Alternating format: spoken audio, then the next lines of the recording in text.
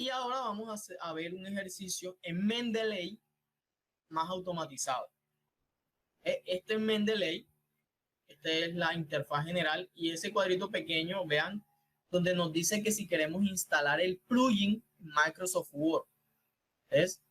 Esa es una opción que por el momento no tiene Zotero, pero que sí tiene Mendeley. Bien. Y podemos importar todos los documentos o las librerías que nosotros tengamos en diferentes archivos, no simplemente en .doc. Podemos .xml, BibTeX o LaTeX, en fin, muchos documentos. Entonces vamos a mostrar un ejemplo, otro videito que preparé. Listo, aquí está.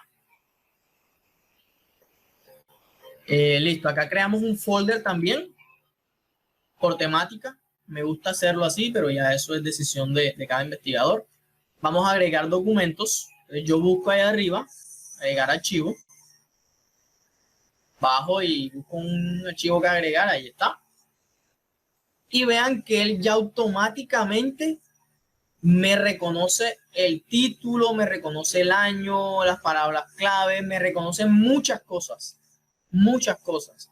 Y acá entonces vean que nosotros podemos ir, estamos leyendo el documento y me interesó esa parte, entonces la señalo y la dejo ahí guardada.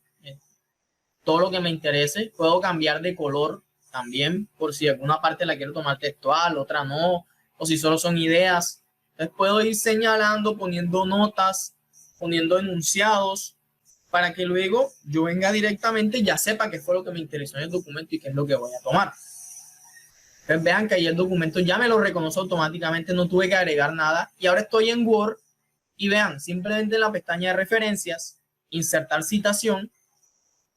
Vamos, estamos escribiendo, yo escribo ciudad y territorio, bla, bla, bla, y vamos a escribir un párrafo completo y luego vamos a colocar la cita.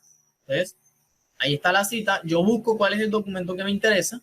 En ese caso era el de estudios demográficos, ¿cierto? Ahí está. Yo lo selecciono, le doy OK y ahí me saca la cita. Vean que ahí tenemos que corroborar si realmente esa es la cita o no es.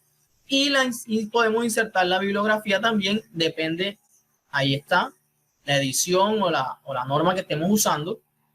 Entonces, es algo que nos ayuda bastante, pero la información que agreguemos a los gestores es la que nos aparece acá, por eso debe estar bien hecha, bien hecha y bien ingresada ya en los gestores, porque si bien nos ayuda, a veces no las arroja como no es. Bien, ese era el otro ejercicio entonces que les quería mostrar ahorita. Entonces vamos a hablar un poco de las bases de datos geográficas, ¿cierto? Para que ustedes vean y se empapen un poco de cómo hacer una base de datos geográfica. Bien, entonces yo creo, no sé, estoy suponiendo acá que ustedes están trabajando con el ArcGIS Pro. ¿Alguien me puede confirmar eso o no? Sí, correcto, con el ArcGIS Pro. Ok, perfecto. Gracias, Juan David. Entonces, bien, acá les voy a mostrar un ejercicio para la creación de una base de datos geográfica y que ustedes tengan sus shapefiles o sus raster totalmente organizados. Eso es muy importante y les voy a decir por qué es tan importante. Los shapefiles están sujetos a un sistema de coordenadas y un sistema de proyección. Si nosotros estamos manejando información de distintas fuentes, posiblemente los sistemas de coordenadas de proyección sean distintos. Aunque estemos en un mismo país, eso suele suceder. Entonces, ¿qué es lo mejor? Que cuando nosotros descarguemos información o nos pasen información, crear una base de datos, porque cuando importemos los shapefiles o los raster en la base de datos, el sistema de coordenadas o de proyección que nosotros le asignamos a la base de datos va a ser el mismo que tomen los shapefiles o los raster que nosotros estamos importando ahí. Entonces, por eso es bueno, es importante. No vamos a tener información después, entonces en Magna Colombia Oeste, en Magna Colombia Bogotá o en CTM12, que es el nuevo, y luego los montamos acá y uno aparece por allá en Europa y el otro aparece por allá, por acá en Colombia. No, eso es lo que debemos tratar de evitar siempre eso. Así como organizamos los documentos para facilitar las referencias, las citas y para facilitar un poco el trabajo, acá también es bueno eso para facilitar, digamos que el empalme o la superposición correcta de nuestras capas. Entonces, es muy bueno que tengan en cuenta eso. Entonces, vamos a ver el ejercicio muy rápidamente de cómo crear una base de datos geográfica. Allí tenemos la interfaz general de ArcGIS Pro. Nos vamos al catálogo, y en folder vamos a crear un nuevo folder, ¿cierto? Vamos, clic derecho, podemos agregar la conexión directa de un folder que ya tengamos creado o simplemente podemos crear un nuevo folder. Aquí vamos a conectar una carpeta, un espacio de trabajo. Eso es importante, que tengamos un espacio de trabajo definido. Allí vamos a crear el espacio, entonces, dentro del escritorio, base de datos, listo. Ese es nuestro espacio de trabajo, allí vamos a hacer nuestra base de datos. Allí lo tenemos. Ahora vamos a crear la File Geodatabase o la base de datos geográfica. En nuevo, tenemos muchas opciones. Creamos el File Geodatabase. Esperamos que cargue. Allí le agregamos un nombre. Y la extensión de la File Geodatabase siempre va a ser GDB. ¿Listo? Entonces, dentro de la GDB agregamos dos cositas importantes. Una son los Feature Class, que son como los cajoncitos donde vamos a ir guardando todo. Entonces, los Feature Class tenemos que hacerlos manuales. Le agregamos un nombre. Entonces, voy a detenerme aquí un momento para explicarles algo. En una base de datos o en la cartografía en general, tenemos dos tipos de información. Una es la información temática y otra es la información básica. Dentro de una base de datos, una geodatabase, una base de datos geográfica, tenemos que dividir eso así, en información básica e información temática. ¿Listo? Lo básico es lo que nosotros usamos como referencia, así lo llama Henry. Pueden ser las vías, pueden ser el relieve, pueden ser cuerpos de agua sin clasificación, la división político-administrativa. Eso es lo básico. Ya lo temático es lo que corresponde a usos del suelo, a equipamiento, a espacio público, a un cálculo de cuenca, a una clasificación por niveles hidrográficos, qué sé yo. Entonces, todo eso hace parte de lo temático. Es importante que tengamos en cuenta eso para no mezclar información básica y temática, porque después se nos vuelve eso un arroz con mango ahí. Entonces, hay que tener muy en cuenta eso. Entonces, vamos a crear los dos cajoncitos, uno de lo básico y uno de lo temático. Ahí estamos creando uno, que es el básico, cartografía básica, carto básica. Y ahí estamos agregando, vean, el sistema de proyección, el sistema de coordenadas, que era lo que les decía. Entonces buscamos en National Grids, luego buscamos Suramérica. Ahí está Suramérica. Pues en el caso porque estamos en Colombia. Y buscamos Colombia. En Colombia ya hay un nuevo sistema de coordenadas que es el CTM12, pero tiene algunos errorcillos por ahí. Entonces todavía usamos Colombia Magna Bogotá o en su defecto Colombia Magna Oeste, dependiendo la superficie del área de estudio que nosotros estemos trabajando. Hay que tener en cuenta eso de acuerdo a los orígenes. Bien, entonces ya ahí creamos el primer cajoncito, cartografía básica. Ahora creamos el segundo cajoncito. Esos cajoncitos se llaman Feature Dataset.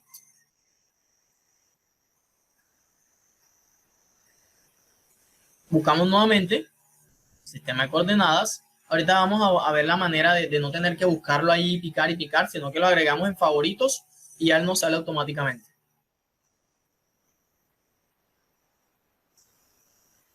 Estamos nuevamente en Colombia y buscamos entonces, ahí me pasé, buscamos Magna Colombia Bogotá o Magna Colombia Oeste y le picamos clic derecho, agregar a favoritos. Ya no tenemos que buscarlo así, hacer ese poco de clics. Bien, tenemos nuestro segundo cajoncito. Ahora dentro de esos cajoncitos vamos a importar nuestro feature class o nuestros shapefiles, los archivitos que con los que vamos a trabajar. Vamos a agregar los de cartografía básica. Nos vamos entonces a importar feature classes porque son varios. Bien, buscamos nuestra carpeta donde los tenemos descargados. Bien, vamos a buscar la carpeta.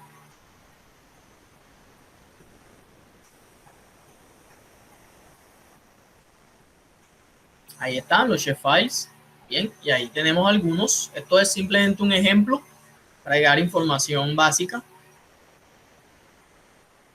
Agregamos esos. Y nos fijamos que esté en el cajoncito de la información básica. ¿Listo? Eso puede tardar un poquito. Depende de la cantidad de shapefiles o dataset que nosotros, o de feature class que nosotros estemos importando. Si son muchos, pues va a demorar un poco. Depende de la máquina también. Tenemos un buen computador o un computador con menos recursos.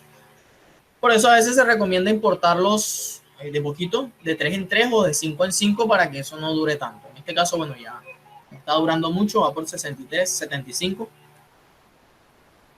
Pero si tienen un buen computador, pueden meter 10, 15, 20, 40, no hay problema. Listo, importamos la información básica. Ahora vamos con la información temática en el otro cajoncito. Vean que allí ya tenemos en básica esos shapefiles. Ahora vamos a temática y hacemos el mismo proceso, clic derecho, new o nuevo. El ArcGIS está en inglés. Bueno, acá en este caso si lo fuéramos a crear, pero como vamos a importarlos, import feature classes, que son muchos, son varios. Buscamos nuevamente, ahí está la carpeta de trabajo. Vamos a agregar económicas, uso del suelo. Esto ya es información temática, ¿listo? Y le damos run, ¿listo? Y esperamos a que esto cargue. Esos files de uso del suelo pesan un poquito. Se puede tardar. Claro, la información que ustedes exporten ya será de su zona de estudio, su área de estudio, ¿listo? Ya tenemos entonces la información completa y la base de datos completa. Ya en temática tenemos lo que nos interesa y en básica también lo que nos interesa. Y podemos simplemente arrastrarlo al área de trabajo y ya nos va a salir el shapefile con el que vamos a trabajar. En este caso ahí está Montería, ¿cierto?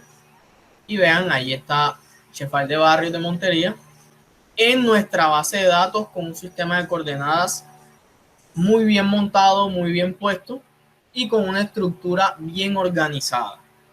¿Listo? Entonces, es muy importante que tengamos en cuenta eso, muchachos, porque nos ayuda, así como estamos organizando lo de los gestores bibliográficos, esto es como si fuera un gestor de información geográfica, un gestor de cartografía, de información de shapefile, de raster, de dataset. Entonces, estas son dos bases de datos muy, muy buenas y muy importantes, porque bueno, en una nos ahorramos mucho trabajo en la organización de los documentos y en la otra estamos organizando la cartografía que vamos a utilizar. Entonces, por eso es bastante importante que tengamos en cuenta eso. Entonces, aquí un poquito para aclarar, la carpeta principal, ¿cierto? Es la que hacemos, la que nos conecta desde el software, desde ArcMap, desde ArcGIS, con el lenguaje de Windows, con las carpeticas normales de Windows que nosotros creamos. Es la primerita es la que hace esa conexión. El segundo, el que dice .gdb, ya es la base de datos como tal, estructurada dentro de ArcGIS. Bien. Después, los cajoncitos que yo les mencionaba se llaman Feature Dataset. Bien, son los cajoncitos principales. Es como si el GDB, donde dice trabajo de grado GDB, fuera un armario, el armario grande. Cartografía básica y cartografía temática fueran los cajoncitos dentro del armario y todos los shapefiles fuera la ropa. Entonces, esa es como la estructura. Tenemos una carpeta de conexión, un contenedor principal, dos cajoncitos, dos o más, porque pueden ser más. Y dentro tenemos los shapefiles o los feature class que vamos a utilizar. Esto es de manera general, porque de pronto en el video se pudo ver muy rápido. Bien. Y entonces ahora pasamos a la parte de infografía. Muy valiosa esto está dentro de los OVA, objetos virtuales de aprendizaje. Y bueno, es una herramienta, como les decía, que nos ayuda mucho a sintetizar información. Pero hay que saber usarla, hay que saber construirla y hay que saber qué colocar dentro de una infografía. Principalmente la infografía no es más que una representación, ¿cierto? Gráfica, porque es mucho más gráfica, donde nosotros consignamos información de interés de un tema en particular. Pero básicamente es una representación gráfica que contiene información de interés de un tema en particular. Así podemos definir la infografía y podemos situarla dentro de los OVA, como les decía, objetos virtuales de aprendizaje. Son muy usadas desde la enseñanza de básica, primaria, secundaria, hasta los niveles muchísimo más altos de doctorado y postdoctorado, porque es muy buena, ¿cierto? Entonces, pero dentro de esta infografía existen unas características fundamentales que debemos tener en cuenta. Entonces, ¿cómo hacemos la infografía? ¿Cierto? Entonces, primero, allí en la infografía contamos una historia sobre un tema en particular. Entonces, digamos que nosotros vamos a hablar de medio ambiente. Listo, nosotros tenemos un tema que es el medio ambiente. El día del medio ambiente se va a celebrar y nosotros queremos hacer una infografía. Entonces, tenemos un tema en particular que es el medio ambiente. Entonces, incorporar elementos visuales relevantes. ¿Por qué relevante? Porque si yo voy a hablar de medio ambiente, bueno, entonces yo coloco ahí coloco un computador.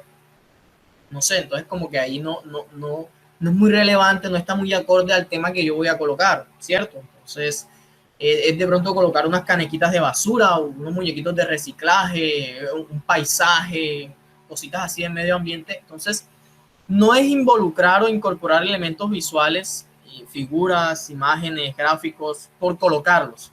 Tienen que ser relevantes y estar muy acorde con la temática que nosotros estamos tratando o el tema que vamos a tratar de explicar mediante esa infografía.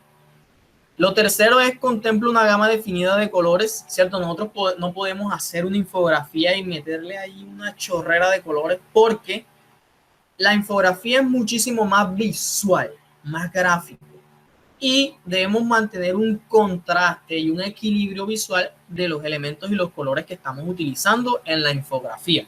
Eso va muy de la mano con la parte cartográfica, en donde también debemos contemplar un contraste y equilibrio de colores. Entonces acá en la infografía también debemos mantener, por ejemplo, si hablamos del medio ambiente, unas tonalidades verdes, unas tonalidades azulosas, quizá unas tonalidades cafecitas, si vamos a hablar del suelo, de algo así. Entonces, es tener en cuenta eso, un equilibrio de la gama de colores. Y es importante ahí revisar los RGB, ¿cierto?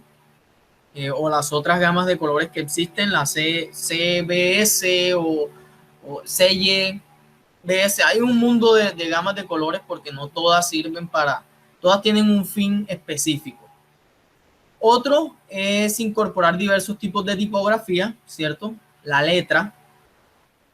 Es bueno, primero que todo, que la letra se vea, que sea grande. Básicamente recomiendan de 24, 28, 30 hacia arriba.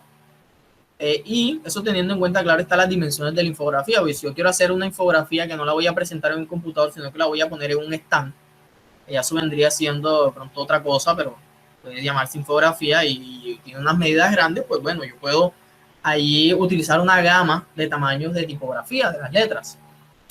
Y es bueno utilizar letras claras, no esas letras esas que tienen unos garabatos que, bueno, que no son adecuadas para de pronto una infografía de investigación o algo que yo voy a poner en publicidad que todo el mundo lo lea o algo que hable de medio ambiente o de educación. Bueno, entonces saber escoger qué tipo de letra colocar y qué tamaño de letra utilizar.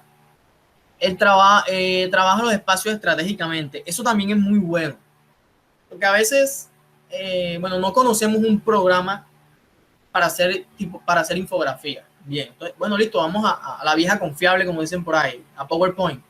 Listo, entramos a PowerPoint y comenzamos a trabajar. Tin, tin, tin, tin, y resulta que mi infografía yo necesito imprimirla.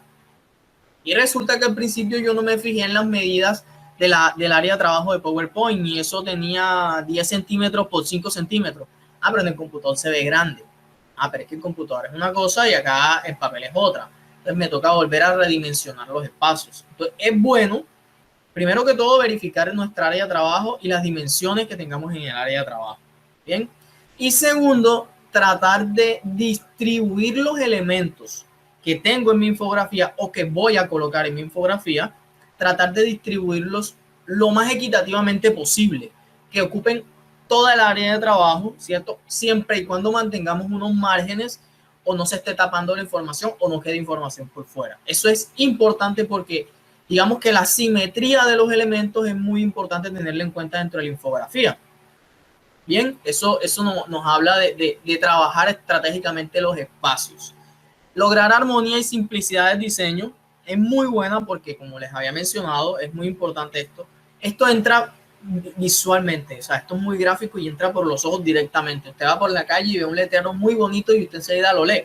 Pero si usted le presenta una infografía, ¿cierto? Y tiene la letra pequeñita, los colores no contrastan, tiene un amarillo de fondo y la letra blanca, tiene unos muñecos muy grandes y otros muy pequeñitos. O sea, usted dice, no, pero no me dan ganas ni de leerlo. Entonces es muy bueno que esa simplicidad y la armonía, tanto de los elementos gráficos que usted coloque como de las letras, vaya acorde con trabajar estratégicamente los espacios. Entonces es colocar las imágenes, digamos que en línea, colocar de pronto la letra justificada o si es un título que sea centrado, que sea en negrilla un poquito más grande, de pronto colocar la información de contacto abajo un poco más pequeña pero que se logre ver, de pronto colocarle un halo, de pronto distribuir los márgenes equitativamente, que la parte de arriba yo voy a hacer un banner, colocar el banner que se vea si es lo más llamativo. Entonces, si voy a colocar iconos representativos que contrasten con el fondo, entonces es bueno saber distribuir los espacios y tener la armonía y de saber ubicar y relacionar toda la información que yo tengo ahí, ¿cierto? Y que mi diseño sea simplista, que yo no tenga que empachar tanto la infografía, sino que simplemente con unos cuantos objetos que yo logre ubicar y sepa ubicar, más la información escrita que yo logre consignar allí, digan suficiente para el público al que yo le voy a hacer llegar la infografía. Esto es importante porque, bien, nosotros no somos publicistas, pero dentro de los trabajos de investigación hay algo muy importante y algo que recoge mucho la información, que son los mapas mentales o los mapas conceptuales, como se les llama también. Este trabajo de la infografía es aplicable totalmente a los mapas conceptuales o mapas mentales que nosotros hacemos. Pues que no hay un solo esquema de mapas conceptuales. A veces nos enfocamos en que cuadrito arriba, flechita, separamos, cuadrito y no. Hay un mundo de mapas conceptuales y están muy relacionados con la infografía. Incluso nosotros podemos recoger el marco metodológico o el marco conceptual y teórico dentro de la infografía o dentro de un mapa conceptual o un modelo mental, ¿cierto? Es muy bueno eso porque si nosotros escribimos chácharas, todo lo que escribamos, me gasté 16 hojas en el marco teórico, pero yo quiero recoger esto para que a través de una infografía, un modelo conceptual, un mapa mental, yo en la sustentación lo pueda colocar y explique eso.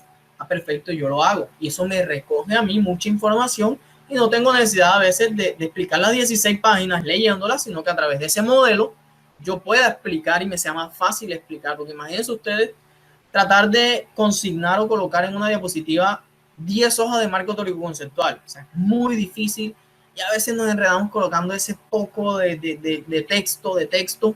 Entonces, este tipo de elementos o herramientas son útiles para eso. No es que de pronto nosotros vamos a ser publicistas o vamos a poner esa infografía para esto y para lo... No, hay que tratar de relacionar estas herramientas con el trabajo que nosotros estamos haciendo y para qué nos puede servir.